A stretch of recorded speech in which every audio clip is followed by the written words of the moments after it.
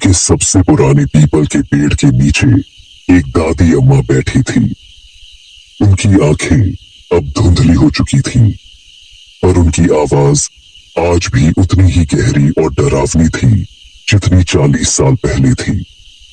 वो कहती थी कि उसका नाम मत लेना। ये बात गांव की हर पीढ़ी को विरासत में मिली थी। एक ऐसा नियम जो हवा में घुल गया था और जिसे तोड़ने की हिम्मत किसी में नहीं थी। गांव के पूरब में एक सूखी नदी थी जिसके पार कभी कोई नहीं जाता था।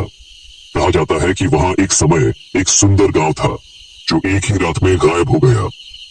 दादी अम्मा बताती थी कि ये सब उसकी वजह से हुआ था जिसका नाम लेने से धरती कांप उठती थी। उसकी कहानी एक लोक कथा की तरह सुनाई जाती थी। एक क्रूर राजा जिसने अपने ही लोगों को धोखा दिया था।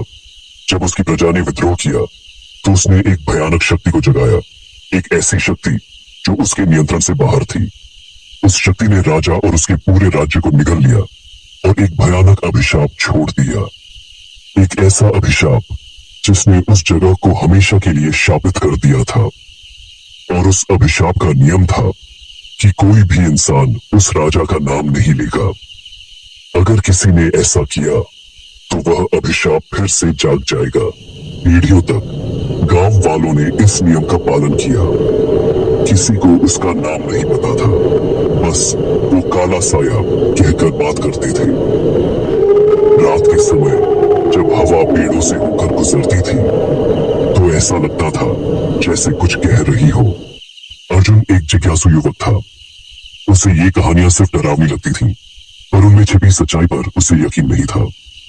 उसे लगता था कि ये सब बूढ़ी औरतों के मनगढ़ंत किस्से हैं ताकि बच्चे रात में अकेले बाहर न निकले। उसके दोस्त जो उससे ज्यादा समझदार थे उसे बार बार चेतावनी देते थे।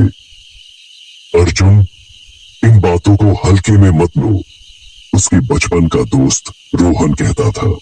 मेरे दादाजी बताते थे कि गांव के कुछ लोग जो इस नियम को तोड़ चुके हैं उनका पता भी नहीं चला। कैसी बातें करते हो? कोई अभिशाप नहीं होता, ये सिर्फ डर है। रोहन उसे शांत कराने की कोशिश करता। ये डर नहीं, सम्मान है। हम उस शक्ति का सम्मान करते हैं, तुम भी करो। लेकिन अर्जुन के मन में एक बात बार बार घूम रही थी। आखिर कौन था वो? एक शाम जब सारे गांव वाले अपनी झोपड़ियों में सो चुके थे, अर्जुन और रोहन गांव के बाहर बैठे थे। हवा में एक अजीब सी खामोशी थी और चांद की रोशनी में सूखी नदी का किनारा एक डरावने सांप की तरह लग रहा था। रोहन ने अपनी आवाज धीमी करके कहा, एक बार एक शिकारी था। वो अपने शिकार को खोजने के लिए नदी के पार चला गया। जब वो लौटा तो उसकी आंखें खाली थीं और उसके होंठों पर सिर्फ एक ही बात थी, उसका नाम। फिर वो बेहोश हो गया और अगली सुबह उसकी लाश मिली। अर्जुन को थोड़ी घबराहट हुई, लेकिन उसकी जिज्ञासा उस डर से कहीं ज्यादा थी। उसका नाम क्या था रोहन, तुम्हें पता है? रोहन की आंखें बड़ी हो गईं। उसने अपने कानों को अपने हाथों से ढक लिया। मत पूछो अर्जुन, मत पूछो। अगले दिन अर्जुन ने गांव के सबसे पुराने बरगद के पेड़ के पास जाने का फैसला किया। जब वो पेड़ के पास पहुंचा तो देखा रामू काका वहां बैठे हुए। तो उसने रामू काका से पूछा कि आप हमें राजा के बारे में कुछ बताएं। तो उन्हें राजा के बारे में बताया कि वो कितना क्रूर था और कितना लालची था और अपनी प्रजा को गुलाम बनाकर रखता था और कैसे उसने काले जादू का प्रयोग किया अपने आप को ताकतवर बनाने के लिए। ये सब बात चल रही थी तब आखिर में उन्होंने उसका नाम लिया। जैसे ही उस राजा का नाम लिया गया वो नाम हवा में घुल गया।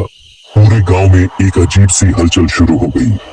पहले तो सिर्फ हवा की गति तेज हुई, फिर पेड़ों की डालियां ऐसे झूलने लगी जैसे कोई अदृश्य शक्ति उन्हें हिला रही हो। गांव के जानवर जोर जोर से चिल्लाने लगे। गांव वालों को समझ में आ गया था किसी ने नियम तोड़ दिया है, किसी ने उसका नाम ले लिया था।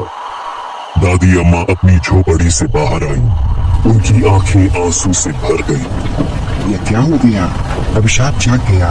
जमीन हिलने लगी और गांव के घरों में दरारें पड़ने लगी।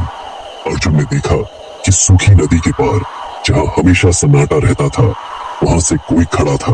वो धीरे धीरे गांव की ओर बढ़ रहा है। उसकी शक्ल बहुत डरवानी थी। गांव में चारों तरफ चीख पुकार मच गई। लोग अपने घरों से बाहर निकलकर भागने लगे, लेकिन उन्हें समझ नहीं आ रहा था कि कहां जाएं। आसमान काला हो गया और सूरज की रोशनी पूरी तरह से गायब हो गई। अर्जुन भागने लगा और उसके पैर कांप रहे थे। उसे अब अपने किए पर पछतावा हो रहा था। उसने एक भयानक गलती कर दी थी। वो अपने गांव को खतरे में डाल चुका था। वो धीरे धीरे गांव की तरफ बढ़ रहा था। रोहन ने अर्जुन को भागते हुए देखा और उसकी तरफ भागा। अर्जुन, क्या किया तुमने? मुझे नहीं पता था रोहन, मुझे लगा कि ये सब झूठ है। जैसे ही अर्जुन ने फिर से वो नाम लिया, वो शैतान एक पल के लिए रुक गया।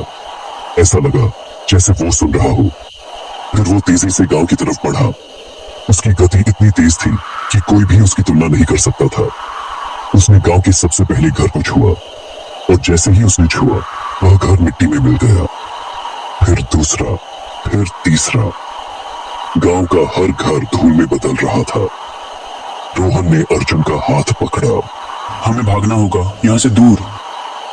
वे दोनों गांव से बाहर भागने लगे, लेकिन वो शैतान उनके पीछे था, एक राक्षस की तरह जो सब कुछ निकल रहा था। दादी अम्मा जमीन पर गिर पड़ी। उन्होंने आसमान की तरफ देखा और उनके होठों पर सिर्फ एक ही शब्द था, नारायण। शांत हो जाओ। रोहन और अर्जुन दूर खड़े होकर ये सब देख रहे थे। उनके चेहरे पर डर और पछतावा था। उनकी आंखें अब खाली थी, जैसे दादी अम्मा की थी। अब वे दोनों एक दूसरे की तरफ मुड़े। उनके होठों पर कोई शब्द नहीं था। वे जानते थे कि अब उन्हें कोई नहीं सुन रहा था। गांव जा चुका था और उसके साथ अभिशाप भी, लेकिन उन्हें पता था कि वो शैतान अभी भी कहीं है और जब तक वो है तब तक कोई भी उसके पास नहीं जाएगा। और उन्होंने एक दूसरे को बोलते हुए कहा, उसका नाम मत लेना। वे दोनों चुपचाप खड़े रहे। उनकी परछाइयां सुबह की रोशनी में लंबी होती जा रही थी। एक भयानक चुप्पी के बीच